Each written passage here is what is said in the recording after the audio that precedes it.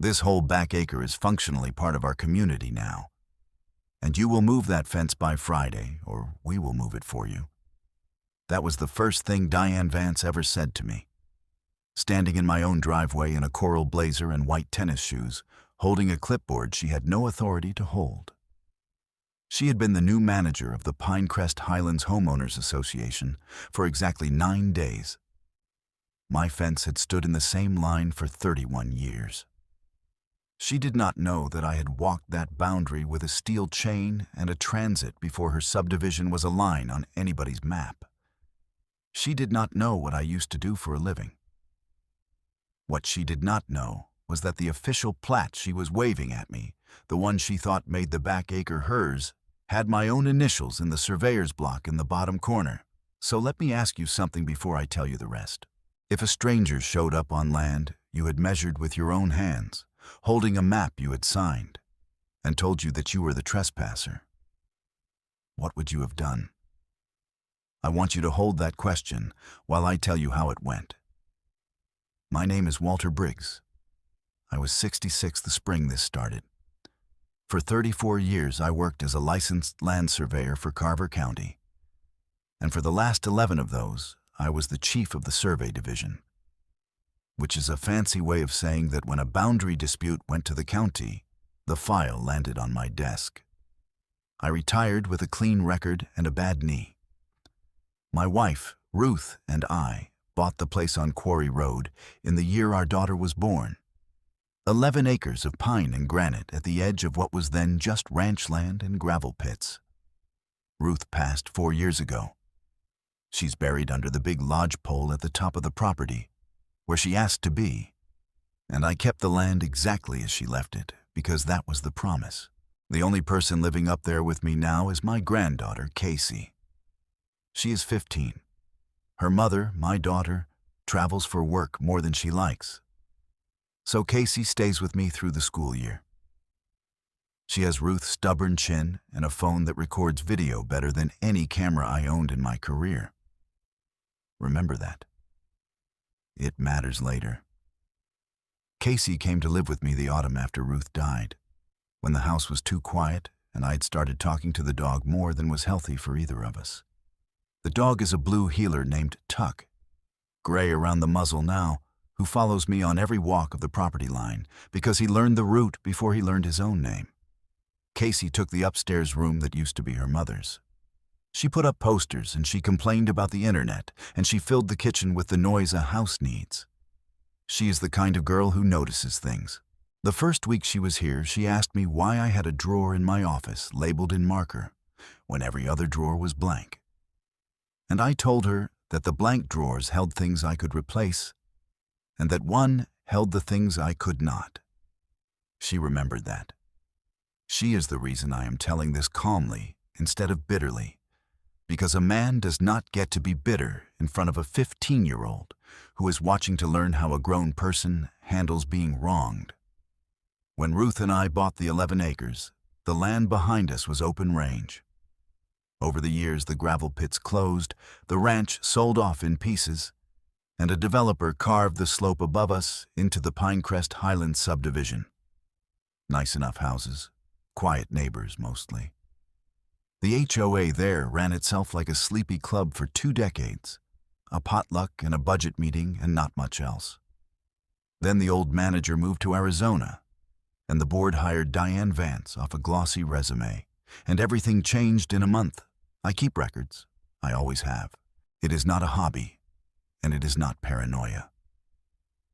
It is the discipline of a man who spent his working life learning that the truth of a boundary is whatever the documents and the monuments say, not whatever anybody remembers or wants.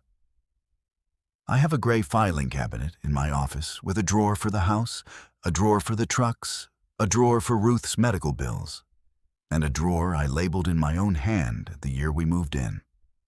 That drawer holds the deed, the title abstract, the recorded plat of our parcel, and the field notes from the original boundary survey. I know what is in that drawer, or the way other men know the contents of their own pockets. In my working years, I taught young surveyors a habit I called The after-action file. When you finish a job, you do not just turn in the result. You write down what you found, where you found it, the date, the weather, the names of anyone present. And you file it where you can find it in 10 years. Most of them thought it was overkill, thought it was. Most of them learned otherwise the first time a job came back to bite them in a hearing. And the only thing that saved them was a note they had almost not bothered to write. I never broke the habit when I retired. I still write the after-action file. The legal pad by my back door is just the after-action file with worse handwriting. Every man I trained who kept the file is still licensed. The 2 who did not keep it are not. I am not telling you that to brag. I am telling you that because it is the whole point of this story, and I want you to have it early. The trouble started on a Tuesday in April. I was changing the oil in the truck when a coral blazer came up my gravel drive on foot, because the HOA gate up the hill does not open onto my road, and she had parked at the bottom and walked. Diane Vance introduced herself as the community manager. She told me my back fence encroached on a common area easement that belonged to the association. She said it the way you would tell a child the stove is hot, slow, and a little loud. Like I might not follow the words. She had on white tennis shoes with no scuff on them. The kind a person buys to look casual and then keeps clean by never doing anything. And they were already gray with my driveway dust by the time she reached me. She kept glancing down at them like the dust was something I had done to her. Tuck came around the corner of the shop and sat between us, not growling, just watching. The way a working dog watches a thing he has not decided about. She took a step back from the dog and a step forward into her own authority, and she tapped the clipboard with a manicured finger. I wiped my hands on a rag and asked her which easement. She tapped the clipboard again. A drainage easement, she said, shown right there on the community plat. I asked if I could see it. She turned the clipboard so I could look but not touch. And there it was, a reduced photocopy of a plat. The lines gone soft and gray the way they do on a third-generation copy. And the drainage easement she meant ran along the top of the subdivision, 400 feet uphill from my fence, nowhere near my land. I told her that. I told her politely that the easement she was pointing at was inside her subdivision and that my fence sat on my recorded line, and that I would be glad to show her the monument if she wanted to walk it. I pointed up the slope toward the iron pin I had reset myself 2 summers back, capped and painted orange so a person could find it in the brush. She did not want to walk it. She did not even look where I pointed. She wanted the fence moved. She said the words I would hear from her many times over the next year. This whole back acre, she said, is functionally part of our community now. Functionally. I have thought a lot about that word since. It is the word people use when the documents do not say what they wish the documents said. She left a notice tucked into my gate. First written notice, dated. I photographed it, logged the date and time, and put the original in the drawer. That was incident number 1. I want to be honest about something, because the people who watch these stories sometimes think the smart move is to come out swinging. I did not. The day Ruth and I closed on this land, the old surveyor who trained me told me that the worst thing you can do in a boundary fight is get loud, because a loud man looks guilty and a quiet man with a file looks dangerous. I decided to be the quiet man with the file. Stay with me, because the file is the whole story. The second notice came 11 days later.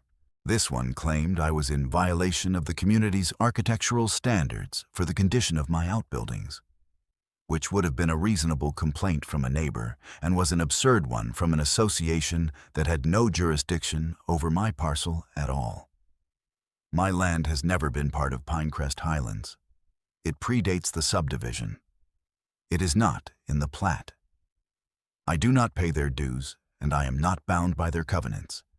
And any title officer in the county could have told Diane Vance that in about 4 minutes. She did not ask a title officer. She sent a second notice and a fine of $200. Incident 2. I drove to the county recorder's office, which I will admit felt strange. Walking in the front door of a building where I used to walk in the back. The lobby had new carpet and a number machine that had not been there in my day. The kind where you pull a paper tab and wait for your number to come up on a screen. I pulled a tab. I waited my turn like any citizen, which I had not done in that building in 30 years. And when my number came up, I went to the counter and asked for the recorded plat of Pinecrest Highlands and the recorded plat of my own parcel. The young man behind the counter did not know me. He pulled both files and laid them in front of me, and I laid them side by side on the counter, and there was my fence, sitting 4 feet inside my own line, exactly where it had sat since the first Bush administration. The Pinecrest boundary stopped a clean acre short of it. There was no overlap. There was no easement crossing my land. There was nothing on either document that gave the association 1 inch of standing. I made certified copies, the kind with the raised seal pressed into the corner, and I paid for them at the window, and I filed them. Incident 2, documented and closed in my mind, though Diane was just getting started. By June, she had figured out that I would not pay the fine and would not move the fence, and the notices changed character. They got personal. A letter arrived on association letterhead, informing me that the board had voted to pursue, in their words, all available remedies against the non-compliant property at the bottom of Quarry Road. I noticed they had stopped using my name and started using the property, as if the land itself were the defendant.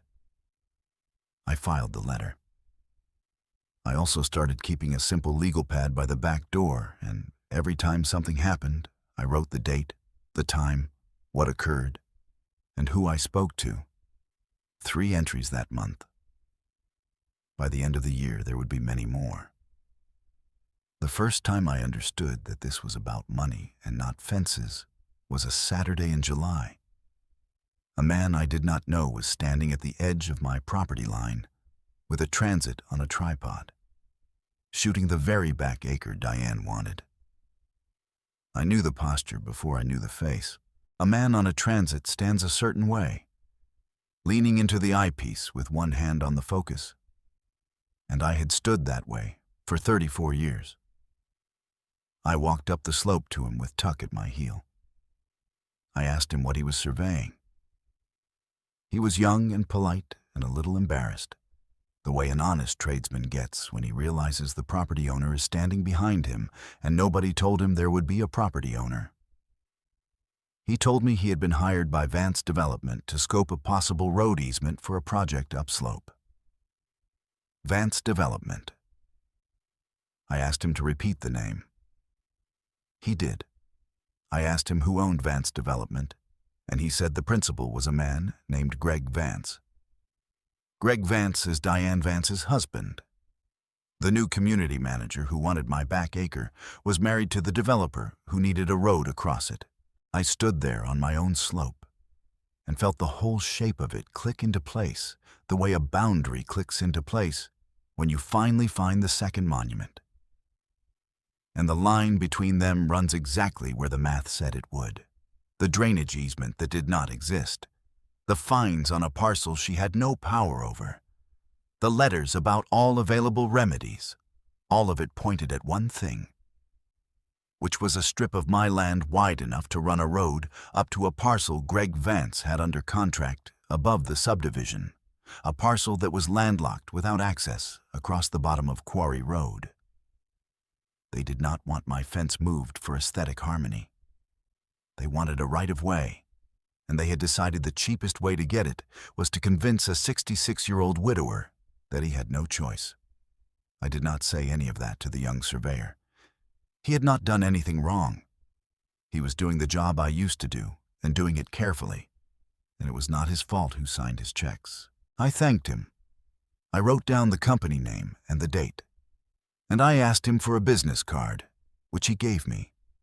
I asked him, friendly, whether his client had given him the recorded plat or just a sketch. And he said just a sketch. And something in how he said it told me he had already started to wonder about that himself. Then I went inside and added the card to the drawer. That was the day the engine of this story turned over, because from that Saturday on, I was not defending a fence. I was watching a development scheme try to take family land, and I had spent 34 years learning exactly how those schemes fall apart. The escalation came in steps, the way these things always do, and I counted every one. Incident 4 was a stack of fines, 6 of them, mailed in a single envelope, totaling $1,200, each one citing a covenant that did not apply to me. I spread the 6 citations on the kitchen table, and Casey read them over my shoulder and asked why they kept fining me for the same shed twice. I told her they were not really fining me for the shed. I told her they were trying to build a number big enough to scare me, and that the number only works on a person who thinks he might owe it. We do not owe it, I said. So the number is just paper. She asked if she could keep one for her room, as a joke, and I told her no, that every page goes in the drawer, even the funny ones, because the funny ones are evidence too. Incident 5 was a man in a polo shirt and a fake-looking badge, who showed up calling himself a compliance inspector and tried to walk onto the back acre to take photographs. The badge was the giveaway. A real code officer carries county identification and arrives in a county vehicle, and this man had a laminated card on a lanyard and a personal pickup with a magnetic sign on the door that he had clearly bought online. I stood in the gate and told him he was on private property that was not part of any HOA, and that he could leave or I could call the sheriff. He blustered about his authority for a minute, and then he looked at Tuck, and then he looked at the gate latch, and he left. Casey filmed the whole thing from the porch without me asking her to, because she is 15, and that is simply how her generation thinks. She got the magnetic sign, the lanyard, the truck plate, all of it, in steady focus. I did not know yet how much that footage would matter. But I told her she had done exactly right, and I saw her stand a little taller. I want to tell you about the day I called the sheriff myself, because it is the day a steady man named Deputy Ray Olson entered the story. By August, the fake inspector had come back twice, and one of those times he had stepped over my line and pulled a survey stake I had set as a reference. And pulling a survey monument is not a covenant question. It is a crime. I want to be precise about that, because people think a survey stake is just a stick in the ground. It is not. It is a legal record planted in the earth, and in this state, disturbing one is a misdemeanor at least, and can be charged higher when it is done to defraud. The man had walked onto my land and pulled out a piece of the public record because it sat where his client wanted a road. Casey had that on video too. From the kitchen window, the truck and the man and the stake coming up out of the ground. I called the non-emergency line, and a deputy came out. Ray Olson was maybe 40, calm, careful, the kind of officer who writes everything down before he says anything. He had mud on his boots and a notebook older than Casey, and he listened to the whole thing on my porch with his hat in his hand, while Tuck inspected his bootlaces. I showed him the legal pad. I showed him the dates. I did not show him the plat yet because the plat was for a different room. But I showed him the pattern. Here is what he told me. And I am repeating it because it is the truest thing anyone said to me that whole year. He said that when a complaint gets filed, his office has to respond to it whether it has merit or not, because that is the law and that is the job, and that he could not simply tell the association to stop. People think the badge gets to decide who is right, he said, but the badge mostly gets to decide what is documented. What he told me next was the part that mattered. If I documented every incident, dated and detailed, and if I could show a pattern, then the pattern itself becomes the case. He told me the number he needed. "Get me a documented pattern," he said. 6 clean incidents with dates and witnesses, and a clear record of who is behind it. And I can take it to the county attorney. I had 4 already. I had the legal pad and the drawer. I shook his hand and I started building towards 6 the way a man stacks cordwood for a winter he knows is coming. Ruth used to say I was happiest when I had a job with edges to it. I think she was right. That fall, I had a job with very clean edges. Every notice, I photographed and filed. Every phone call, I logged. When a fine arrived, it went in the drawer with a date. When the fake inspector came a 3rd time, Casey filmed it from 2 angles, and we saved the video to my computer, and to a 2nd drive I kept in the fireproof box, because 1 drive is a hope and 2 drives is a record. I was not angry in any way I let anybody see. The anger was there. It sat in my chest like a swallowed stone every time I drove past the subdivision gate. I put it in the file instead of in my voice, and the file got heavier, and Diane got bolder. And that is exactly the trait I wanted. The thing about a person who never checks the facts is that they mistake your calm for surrender. Diane Vance came to believe, I think, that because I had not paid and had not panicked, I simply did not understand the trouble I was in. So she escalated again. In September, the association filed a civil suit against me in county court, seeking an injunction to compel me to move the fence and remove the outbuildings, and seeking the accumulated fines, which by then totaled just under $4,000. They served me on my own porch on a Thursday afternoon while Casey was doing homework at the kitchen table. The process server was a tired-looking man who clearly did not want to be there. And he apologized when he handed me the envelope, which is more than the association ever did. Casey watched him walk back down the drive, and she put down her pencil. And she asked me if we were going to lose the house. I sat down across from her at the table. I did not lie to her, because you do not lie to a 15-year-old who has already lost her grandmother and watched her grandfather get sued. I told her no. I told her that her grandmother and I had bought this land twice, once with money and once with a survey, and that the second one was the one that counted. She asked what that meant. I told her that anybody can buy land, but that the only thing that holds it is knowing exactly where it begins and ends, and having the paper that proves it, and that I had that paper and they did not. She looked at the envelope on the table for a long moment. Then she asked if she should keep filming when the inspector came. I told her yes. Always yes. She did not fully understand yet why a lawsuit made me calmer instead of more afraid. She would. What Diane did not know, what she had never once bothered to check in all those months of notices and fines and inspectors, was that I had been the chief of the survey division for Carver County, and that the original recorded plat of Pinecrest Highlands had been reviewed and stamped by my own office, and that my initials were in the surveyor's certification block in the corner of the very document she kept waving at me. The boundary she claimed crossed my land was a boundary I had personally verified against the monuments in the field decades earlier.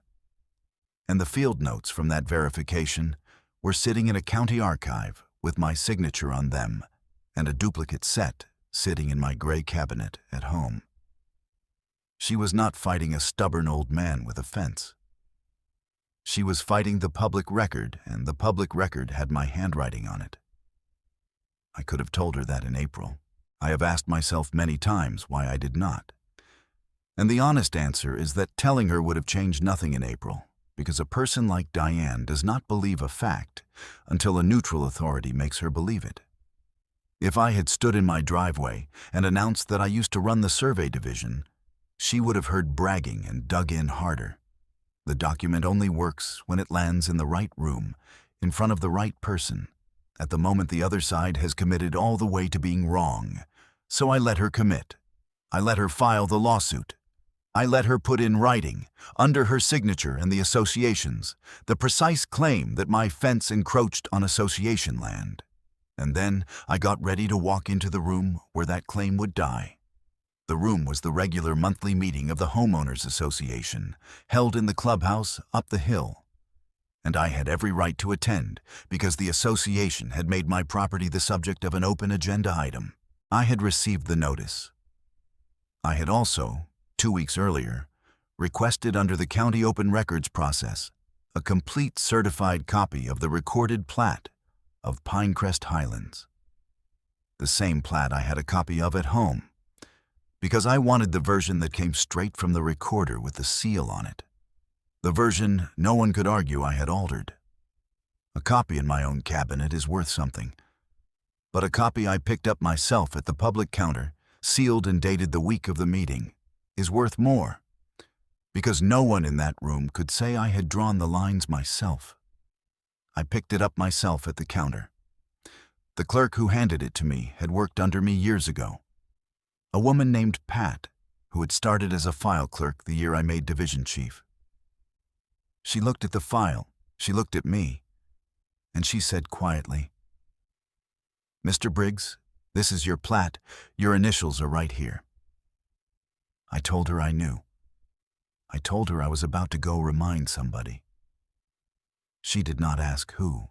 She just said, in the flat way of a person who has worked in a records office long enough to have seen everything, that it was a shame how many people would rather argue with a man than read his paperwork.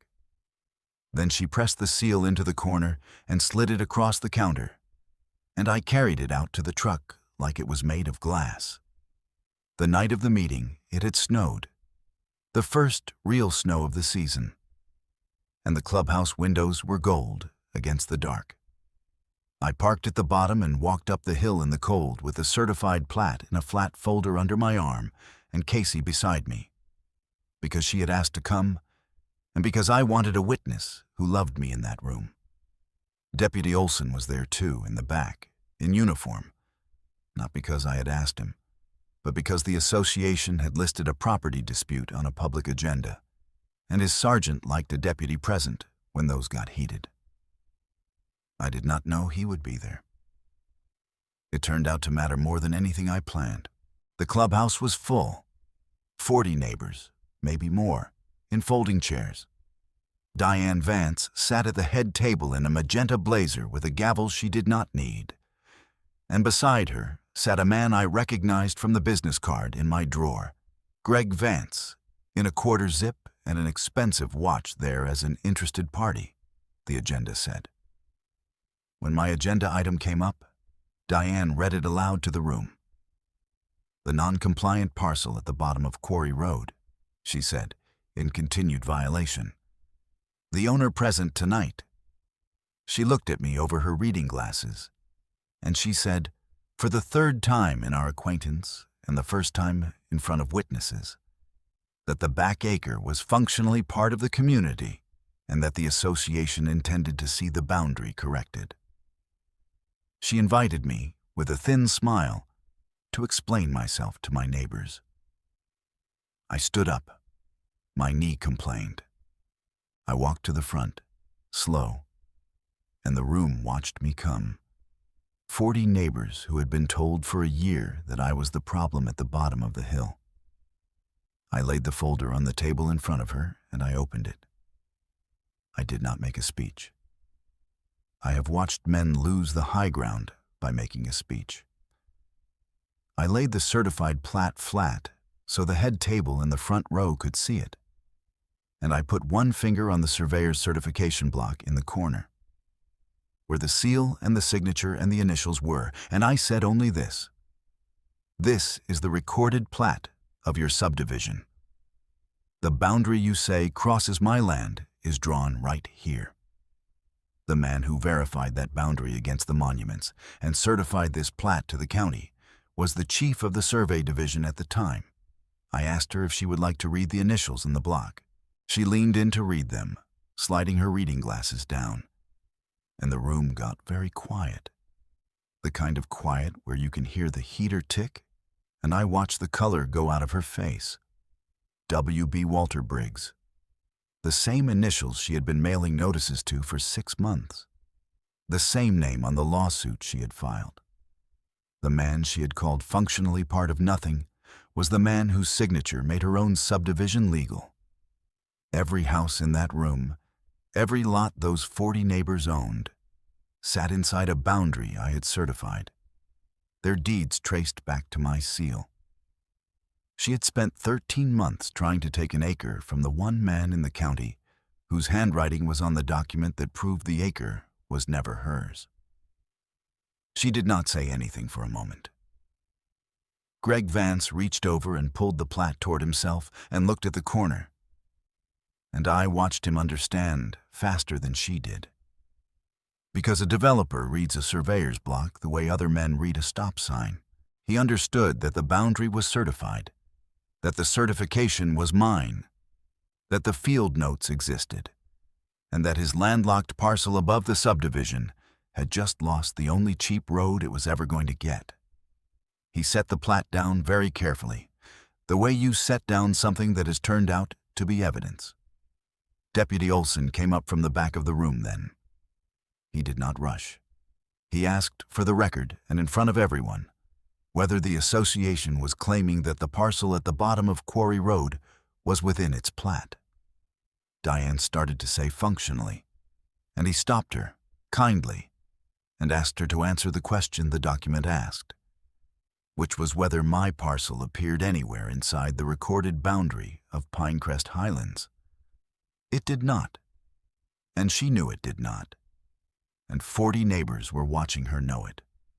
Olson then said the sentence that ended the meeting.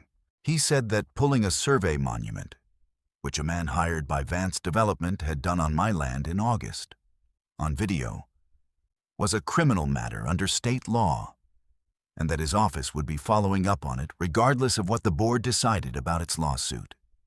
Here are the 2 numbers I want you to hold side by side, the way I held the 2 plats on the recorder's counter. In 31 years on that land, I had paid the association exactly $0 in fines, because I owed them none, and a court would shortly confirm it. In 13 months, Diane Vance had run up just under $4,000 in fines that would never be collected, a lawsuit that would be dismissed with the association paying my costs, and a criminal referral for the stake her husband's contractor pulled. 0 against 4,000 and a referral. That was the gap. That was the whole story in 2 numbers. The lawsuit was dismissed 6 weeks later, with prejudice, which means it cannot be filed again. And the court ordered the association to pay my legal costs, which I had kept low on purpose by doing most of the document work myself. The judge did not need a hearing. He needed the certified plat and a 1-page filing from my attorney pointing out that my parcel did not appear inside the subdivision boundary. And the matter was over before it started, the way these things are always over once the right paper reaches the right desk.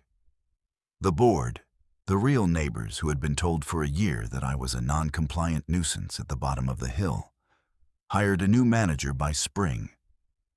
Diane Vance was not retained. The board minutes, which are public, recorded that her contract was not renewed following a review of the litigation she had pursued without verified documentation. That is the politest sentence I have ever read about somebody getting fired. Greg Vance's landlocked parcel above the subdivision is still landlocked, because the only road that ever made sense ran across an acre that was never theirs and never would be, certified by a plat with my initials in the corner. He sold the parcel at a loss. The road was never built. The criminal referral on the pulled survey stake went to the county attorney with Casey's video attached, and the man with the magnetic sign on his truck pleaded down to a fine and a year of probation, which is more consequence than most clipboard men ever face. The back acre is still pine and granite, and the fence still sits 4 feet inside my line, exactly where it sat the day Ruth and I walked it. A board member named Sandra came down to my place a few weeks after the meeting. She had been on the board the whole time, and she brought a loaf of bread the way people do when they are sorry and do not have the words. And she told me, quietly, on my porch, that she had voted for the lawsuit because Diane had shown the board a map and told them the county backed the claim, and that none of them had thought to check whether the map said what Diane said it said. She apologized. She said she had felt something was wrong for months and had not trusted herself enough to say it out loud against a woman with a clipboard and a confident voice. I told her there was no need to apologize, that she had done what people do, which is trust the person holding the clipboard, and that the lesson was simply to read the map yourself next time. She is the one who told me, later, that Diane had never once pulled the recorded plat from the county in all those months. She had worked from a photocopy her husband gave her, the same soft gray third-generation copy she had waved at me in my driveway in April. She had built 13 months of authority on a document she never verified, against a man who had certified the original. I kept the bread.